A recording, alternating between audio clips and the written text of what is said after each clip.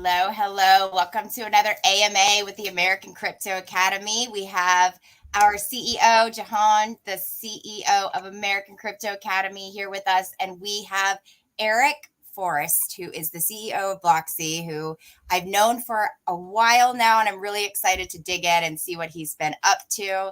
Welcome, everyone. I'm AltMom, your host.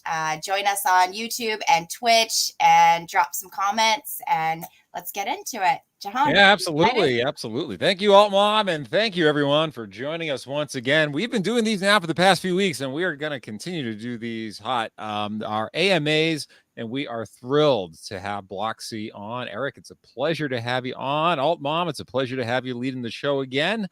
We're excited to hear what Blocksee's up to in the CRM game. And we're going to talk a little bit about what that's all about and what that means. And this is kind of a space that I geek out on personally. So I'm just going to sit back and relax and let Eric do his thing. And AltMom, let's get the show on the road. We're excited to have everyone today. Yes. Eric, first off, how are you today? How are things going? And what is Blocksee? I'm doing great, AltMom. Thank you, Jahon. It's awesome to be here and share what's going on with Blocksee with you guys, and also talk about the partnership we're building with American Crypto Academy, which is really exciting.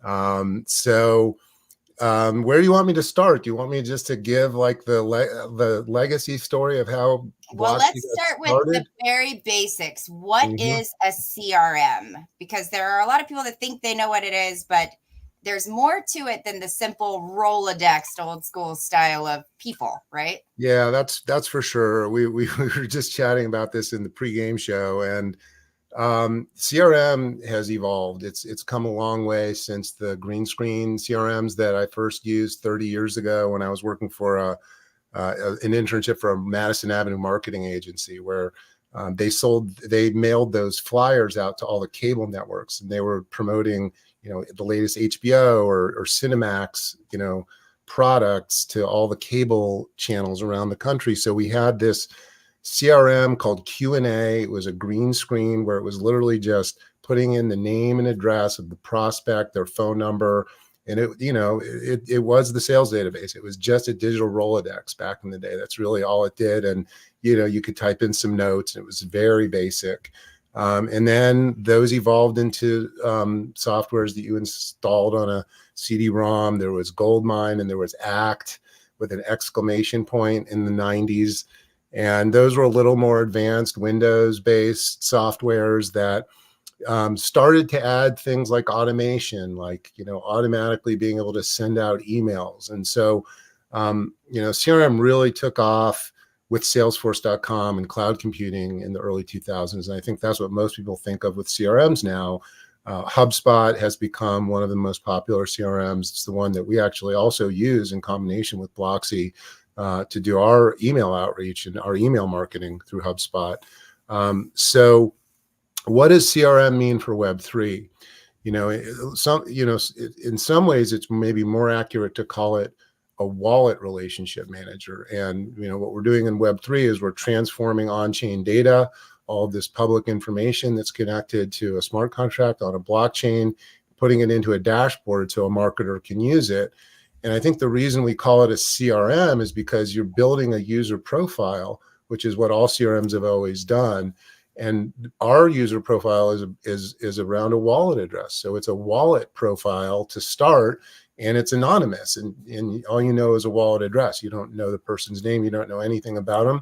And a lot of us in Web3 like to keep it that way, right? And so there's all kinds of great emerging technologies like ZK proofs and ways that we can, remain anonymous or pseudonymous, but still have verifiable information about who the user is. And so, we're working with one of our affiliated companies, BlockPass, to be able to have that kind of decentralized KYC, if you will, but still allow people to be anonymous or pseudonymous as people want to be. But yeah, CRM, nowadays, for us in the context of Web3, it's really almost more of a community relationship manager than a client relationship manager, which is what CRM stands for.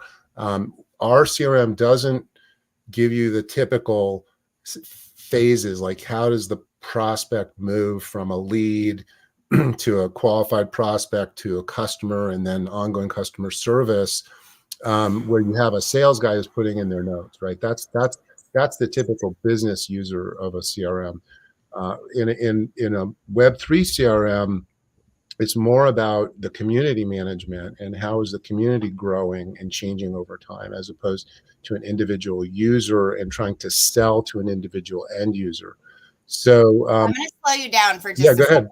So let's talk about how important this is. So Mm-hmm. say you have a business, and your business is you have everyone's wallet address that's in your business. So maybe we look at just Bored Ape, for example. You have all of these people that hold a Bored Ape, right? You Mm-hmm. may or may not know their names. They basically have a Twitter profile and a wallet address. Some of them have talked about who they are and some of them haven't.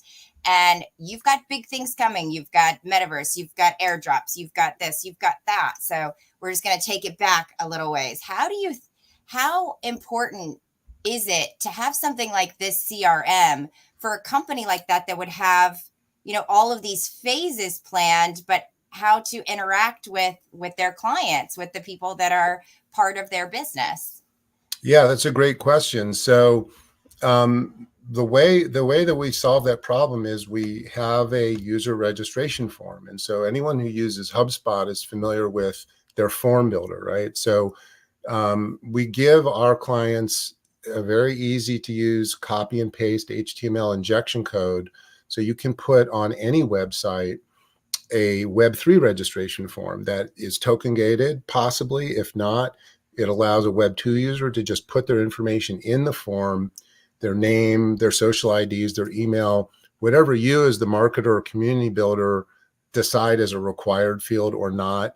And that form field information gets pushed into the CRM next to that wallet address. So we give you the ability to capture your community information and build that complete profile. Now you have the off-chain, what we call first-party data, married to the Web3 on-chain data for a complete profile of the user. We think that, as cookies get phased out and go away, which is the main driver of ad delivery within the Web2 ecosystem, it's the way that the web browser and ad servers know who you are, really just as a number address on your computer. But that cookie is going to get phased out. And so being able to have on-chain behavioral data, like what kind of NFTs do they buy? What are they into? Are they a holder? Are they a flipper? What's their average price that they pay? Having all of that behavioral data that we're used to being able to get from cookies, we can now see in wallets and be able to know who that person is if they opt in and give it to us. So we're very big on data control for the user in Blocksee. So we have really clear and easy opt-out, opt-in options. Part of our roadmap is to offer a token where a user who gives their data can earn money for their data, because for me, what Web3 is all about is giving users control and ownership of their content and their data that they don't get in Web2. I want to throw this to Jahon for a second. So when you look at a high-level company, you look at some of these bigger businesses, and they may or may not have wallets yet. They may or may not have Web3 profiles yet. But if we're moving to this on-chain data, how does this come into play? And what do you think about the way that Blocksee is addressing owning your own data? Well, I think it gives it a couple different distinct advantages, right? Because for one, it gives a natural on-ramp. One of the challenges that, like, from the Web 2 to Web 3 migration is you have two challenges you're running into. One, onboarding your existing Web 2 community into Web 3. That's a big task because that's what we're all trying to do sort of at a high level.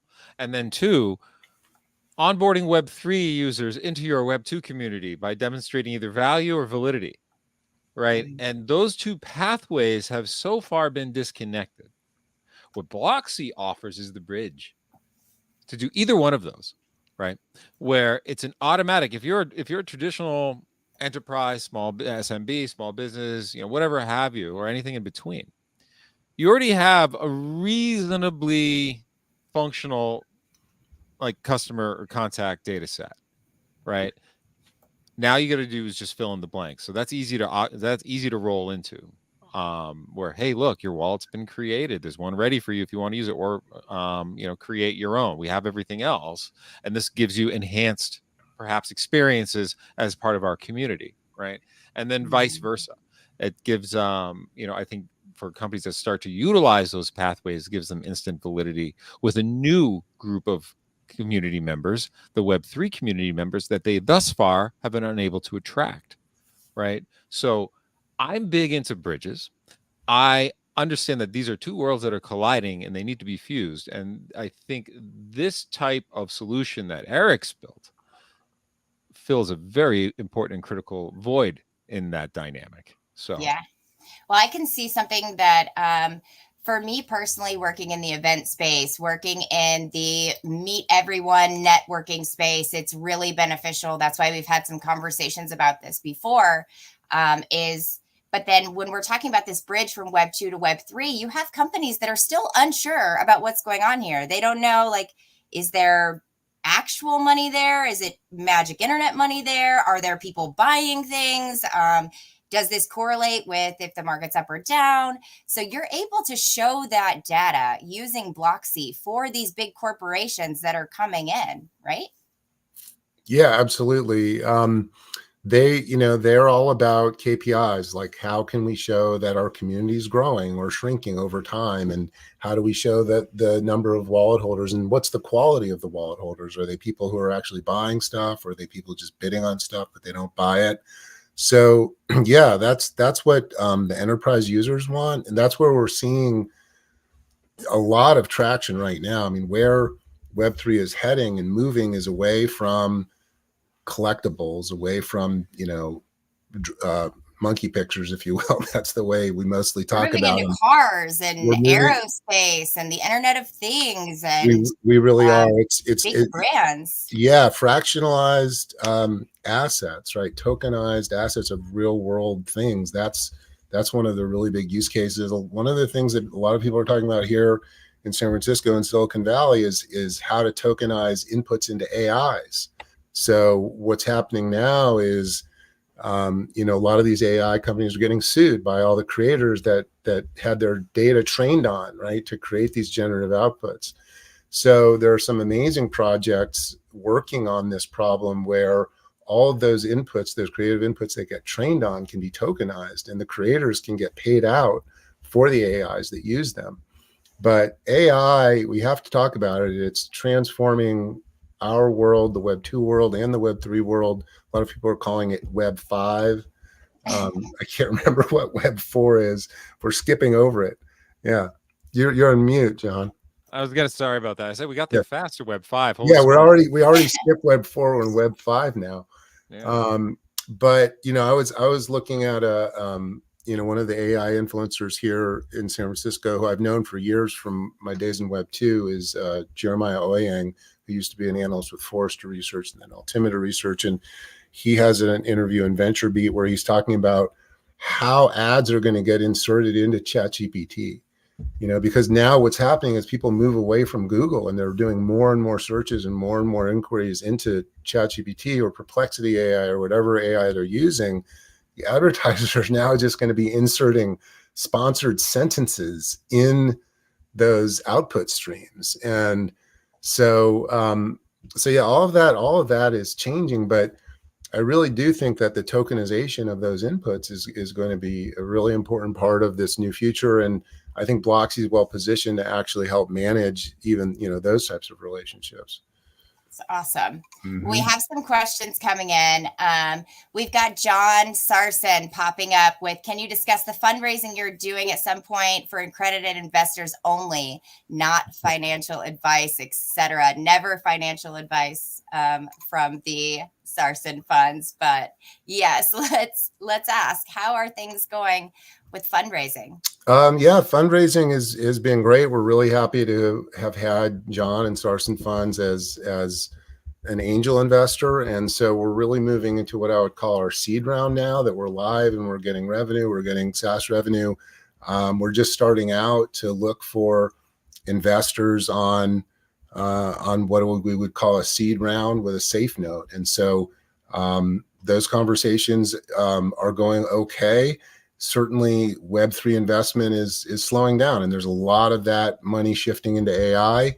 So it's important to be able to talk about how AI integrates into Blocksee and into Web3 CRM, which is something that we are working on, that we have in our roadmap. So I think that's the key right now to a lot of the investors that we've been talking to lately. Well, I think you guys are ahead of the game. You've been working on this for quite some time, and I've seen the company evolve. I've seen you guys add different features, and it is, Jonathan says, the convergence of AI and Web3 is a very exciting topic, and it really is. And you guys are ahead of the game to be able to accomplish this quicker than well, I don't really know any other Web3 CRMs that are meeting the needs of clients so far. I have used HubSpot. I've used Monday. I went through all the classes, all the things, and was working with an NFT property company. And that was the one thing that they needed so bad. It was like 2 years ago. There was no way to integrate the wallet and integrate all these automations for a CRM. And so it was like almost utilizing Web2 tools for a Web3 business, and it just wasn't meeting the needs, and it made things very, very challenging. So you guys are ahead of the curve on that. How do you see that coming over the next year? Where do you see your guys' self in like a year from now?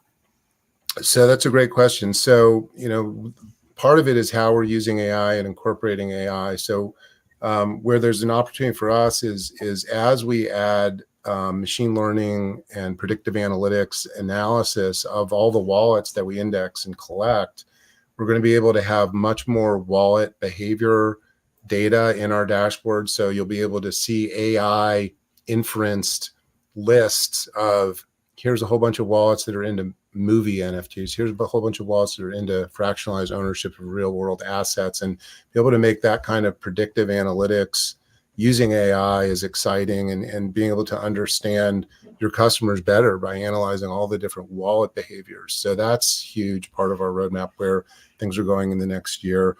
Just adding more automations. So, when people hear CRM, they think of automated drip campaigns and automated triggers.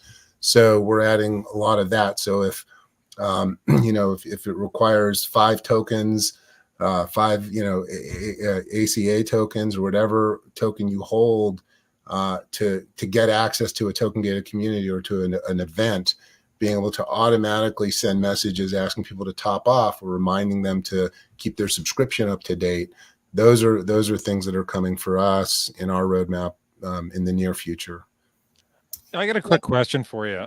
Yeah, Eric, maybe we could talk about this. I know we got a few other questions coming in, but one of, if not the primary challenge, and I have, give you some context. I've brought CRMs into organizations that previously weren't using them.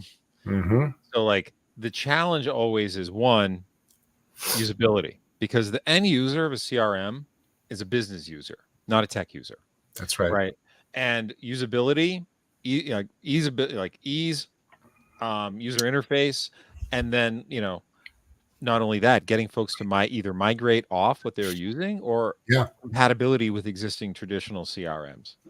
So how I know you guys have a slick UI, which is why I'm asking. Yeah. No, thanks for that. Yeah, I mean, a big part of it is just having an easy to use UI that's intuitive. And thank you for saying that. I think we do have that, but you also have to be able to push the information out of the system. So one thing you're going to see about a week or two from us is automated weekly reports that just automatically will get emailed to you with all the KPI updates. So you can see, here's how many wallets got added to your community this week. Here's how many left. Here's, average, sales price of NFTs of all the wallets that hold your token. All of that good stuff is coming soon, and just email reports that get pushed out. So I've been building these things for a long time. Really, one of the first CRMs I ever helped build was a CRM for HR, for recruiting.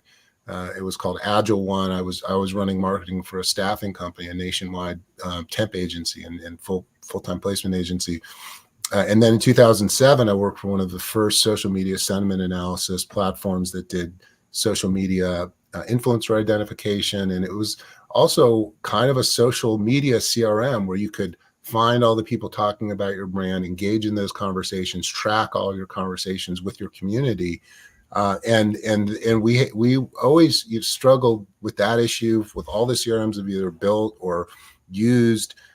Yeah, it's a struggle. He's very legit on that struggle. I'm very, very well aware of that acutely. Right, I'm well aware of it. How do you get people to log in? Right. And so you have to push information out to them. That's key. I mean, we used to do that with the social media one we called Visible Technologies, where we had account managers just making custom reports, sending out reports, because people don't like to log in. They just need that information sent to them. So I think AI will also help power that capability, just to like understand what users really want just from training, just from prompts, and then have prompts that just like, hey, I want my Blocksee to send me this with voice prompts, and it'll just send you stuff.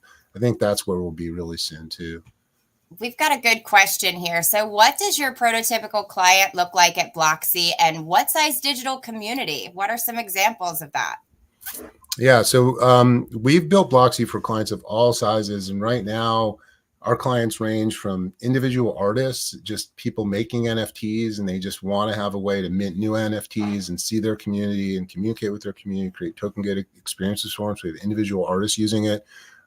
We have an NFT book publishing company, Fair Share Publishing. Nathan Bond is using it, where he's putting our token gated widgets onto his website so he can create exclusive experiences for people who are buying NFT children's books. So that's a book publishing company using it. We have a Web3 platform called BitRefill. It's an amazing platform where bitrefill.com, they let you stay in crypto and buy gift cards to Walmart, Amazon, Sony PlayStation, and you never have to cash out, and you can get all the stuff you want. You can buy those gift cards in Ethereum or Bitcoin. So they have hundreds of thousands of wallet addresses of all their customers. They're minting NFT coupons with reactivation coupon codes as NFTs and airdropping those to customers with Blocksee. So that's just a handful of use cases. I know American Crypto Academy has also been using it too. So I hope that gives you a good range of the customers. We're certainly— I think it does, Eric. And one thing I want to mention, what you just highlighted there. Yeah. The NFT community management capability hopefully is self-evident, because what you just rattled off there was all real deal, either brick and mortar, either traditional company migrating over. But this is like, that's the heart of our economy, is that type of stuff, right? That's right. This is utility for a project. This is a clear way to organize all of the challenges that a creator has. Like, say I put my NFT on the moon, and I want to give, all of the people that hold this, I want to give them access to the next American Crypto Academy hackathon down in Miami, right? That's a utility I want to add to my NFT. So now I have all of those people. I have all of their addresses. I can send them an email straight from the American Crypto Academy. I can send them a token and coordinate with them and let them know, hey, this is something that is coming from me. This is not just dust falling in your wallet. And here is your invitation. This is your token gated opportunity. This is how you really can take utility and organize it. You can make it cleaner. You can do this for any number. I mean, you could have 10 holders. You could have, Coca-Cola just minted 30 million NFTs, 30 million wallet addresses from Coca-Cola artist holders. If they had that in this CRM, they would be able to literally let every single one of those people know, hey, thanks for purchasing this. Now you get a digital representation of this bottle that you just got, right? That would be a way they could coordinate that. There's no other way to coordinate something on such a grand scale without a product like this that integrates both Web 2, Web 3, and the relationship between community and business. Yeah, no, 100%. And along those lines, we actually have an integration built with HubSpot. So, we don't send out emails from Blocksee. We're not an email service provider, but HubSpot is, SendGrid is. So if you capture an email address from that Blocksee registration form, whenever you airdrop to one of your wallets, your customers' wallets, it will also automatically email them at the same time through a HubSpot list. So that also answers your question, Jahon, about those integrations to traditional tools. You still need your traditional Web2 CRM. And Unfortunately, there are industry specific ones, right? Like yeah, automotive. Okay. Automotive has its own, and they Yep. like it's its own little ecosystem in there. Right. So, I think the approach is really sharp. You've clearly identified like the very real market need and addressing it in that does justice to both sort of like the traditional like business demand and need, as well as the future one, right? With the Web3 integration. I was wondering, I know we got a few minutes left, but I was wondering if you could give us a look. Yeah. Let's do a quick demo. We'll Do a check it little out. screen share. And we like everyone's like, okay, let me see it. Let me see it. Let me see it. While you're pulling that up, John Sarson says 3 million out of America's 5 million small businesses are going to want to have a digital community in the not too distant future. This is true. I mean, there isn't a company that you're talking to right now that doesn't have AI on their radar and blockchain on their radar. There is not a small business out there that isn't trying to make things easier. And he also says the other 2 million are landscaping companies. Personally, as far as a landscaping company goes, I want to be able to create what I want my landscaping to look like here online. And so definitely still want to have that digital community. I've been probing a couple of companies to not just do indoors and buildings, but to also really focus on landscape. Yeah, and one of the things too, I'm a gardener. for the data geeks out there, as you bring this up. So one of the things that Eric mentioned early, right? Typically in a CRM, it's a data model where you have a primary key, and that is your like customer identifier, oftentimes tied to an email, right? But like the primary record, here's the wallet. Now that allows you to do a variety of different things. It allows you to expand your community management beyond the digital walls of your community, right? Because that wallet lives in a lot of other places. That wallet is actually cross-connected into a myriad of other communities that you're going to get rich insight into, right? Very valuable insight. So I think that's like a really important thing to bring up once more, is that if you are your wallet, then oriented around the wallet, I think is just shows the weaknesses, right? So like American Crypto Academy, the whole goal is for us to be able to provide data, provide education, and let people know, hey, these are the things that that you may think you know, but you don't know. And so being able to look at someone's wallet, you're able to see they might be weak in this area. They might need more education in this area. Like there are so many things that you can tell from this kind of data, and American Crypto Academy can hit those or points. Coke can see why are all our Coca-Cola NFT holders all of a sudden aping into Pepsi? Right? What happened? That's right. They will see it. Or, can we find, a celebrity influencer that they also hold the NFTs of that person that could be a natural spokesperson or sponsorship opportunity. So yes, you can see so much data from the wallet behavior. Are you guys seeing my screen? Did the I think you're gonna hit present there at the bottom there, Eric. I thought I hit it. Oh, here it is. I got to do. Yeah, let me do. And this one should do it.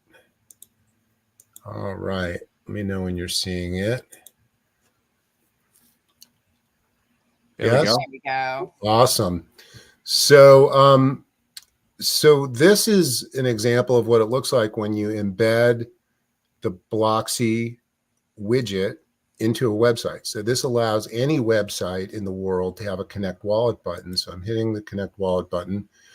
And this white space here with the pink button is an HTML injection code that was inserted directly into this site. It is not an iframe. This is hard to do. This was some really fancy JavaScript coding that allows us to create this widget. So it's much more secure. I think Jahon, you were asking about iframe security issues, and this does not have those issues. So now we're on the registration form. This is what I was talking about before, where it's kind of like where HubSpot has a form builder that's really central to the whole CRM experience. And we're the only ones in Web3 that I'm aware of that have this, and that call themselves a Web3 CRM. So this is where you're capturing data about a person, and they can give it or not. And that data then migrates into their Blocksee profile, and I'll show you that in a minute. But to get, the 99% of the market that's not in Web3 into Web2, we have to create a seamless experience where they don't necessarily have to have that connect wallet button first, right? You could target ads at all the Twitter followers of a competitor and drive them to a landing page where you put this form. And then all you have to do is get an email address and a name, and they will then be able to claim and buy digital collectibles in a NFT marketplace widget like this, just using a credit card with a Stripe integration.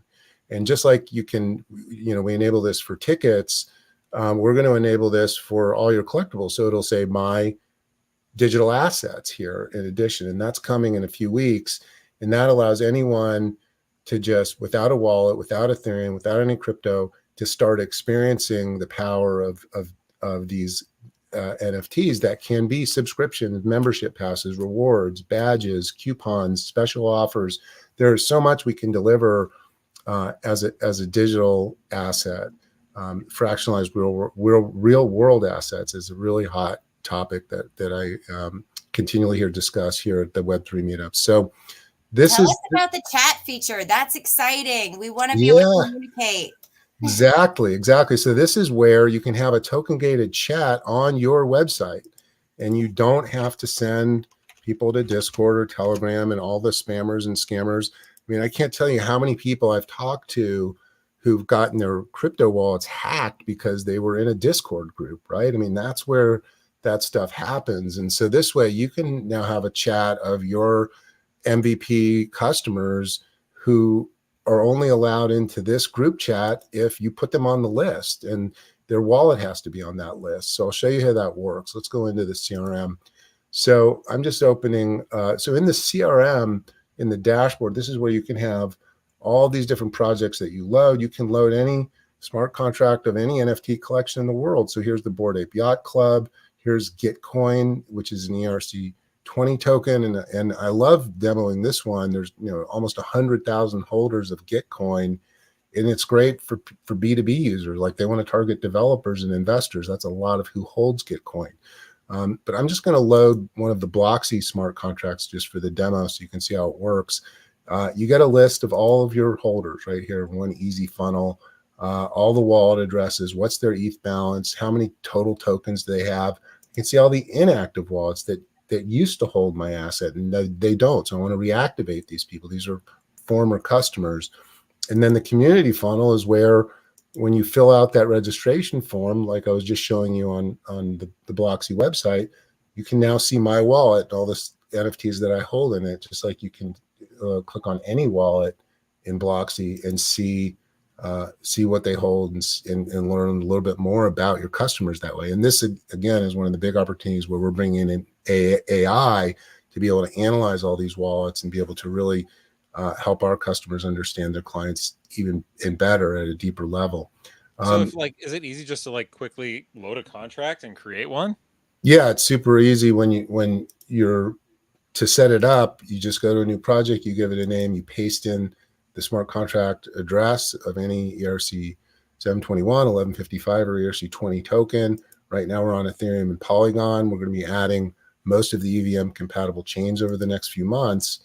And then that project is set up. It's that easy to set it up and then start pulling in the lists of all of the wallets that are connected to that contract. Very cool. So now this is a list builder. So what I can do is I can find all the wallets that gave me an email address, and maybe they have, a certain number of NFTs. Like, I want to find the ones that have more than, 3 or more of my NFTs. So now I've got my best holders, and I can grab that group and add them to a list. I can create a list, and it's going to be my, 3 or more holders, and I create it. And now that list is over here in my audience tab. So I can grab this whole list and put them into an airdrop. And so now, within seconds, I'm able to airdrop my community with any assets I already have in my wallet. And then I can also mint assets in Blocksee. So this is where I can reward those customers with unique artwork, with a unique badge. I can also create a custom collection. So it has a unique address and it will get picked up by OpenSea and Rarible and all the marketplaces with, the profile picture that you choose for the collection. So that is all in place. You pick the chain you want it on. We have an amazing partnership with Stealth Test, which is a private test net. So it's a much more affordable way to practice an airdrop, especially if you're sending out thousands of NFTs before you go live, or if you're minting a new smart contract and you want to test it first, make sure everything formats and looks correct. That's crucial for a new company coming in because, they're still nervous. They're still learning, and to be able to have a test net available for them in this platform, that's a very smart move that I don't think that I would have thought of. I'm pretty good at catching little tweaks and things, and that's a good one. That's a really good one. Thank you. Yeah, no, we're really proud of that and really happy to have such a great partner with Nameless on that. And then this is where you can decide how many NFTs you're minting. We're going to add an auto burn feature. So if you are creating promotional NFTs, when that NFT hits an address, if they don't redeem the coupon within whatever time frame you set, then that NFT can just go to auto burn. So we're not leaving spam everywhere. You can put in the sales address of the wallet that's collecting the proceeds from NFTs you're selling, or you can set it to 0 and it'll just say claim NFT instead of buy NFT. And then for artists and musicians, this is one of the really powerful aspects of NFTs, is giving them the ability to get secondary royalties on the resales of their artwork, which, before NFTs wasn't really possible. If you were selling traditional art through a gallery, you just get your commission on the first sale and that's it. So these NFTs that you mint in Blocksee, you can do a lot of stuff with them. You can create an allow list. So these list of wallets are the only ones that can buy or claim it if I assign this NFT to a list, or I can just mint this to this list right now. If I want to just do a live mint and send it to a customer, I can do that on the fly. And then the engagement panel here is where you get that HTML injection code I was talking about that lets you just drop it into Software or Squarespace or WordPress or HTML hand rolled code, whatever you use, and then you set up the widget here with which features you want, in your website. You don't have to have them all. You could just have the registration form. You can just have that marketplace widget. You can remove the login button so you don't have that barrier to entry, or if it's a pure Web3 experience, put it in place. And then this is where you engage with all of those group chats.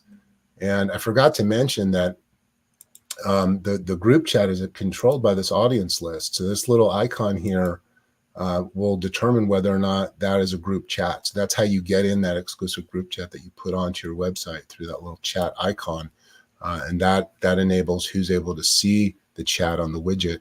And then this is where you can also set up ticketing. So we've created an event setup where you can upload the artwork for your ticket with a QR code overlay for real world events, where you have an administrator who then gets an administrative scanning app just by sending them this link, and you can make it a pure Web3 event where the person scanning the people who have tickets, they have to have a wallet address, and so they would open the scanning app in their MetaMask web browser to do it. But we're also going to offer the Web 2 version here, where the administrator just has an email. So we're going to give both options.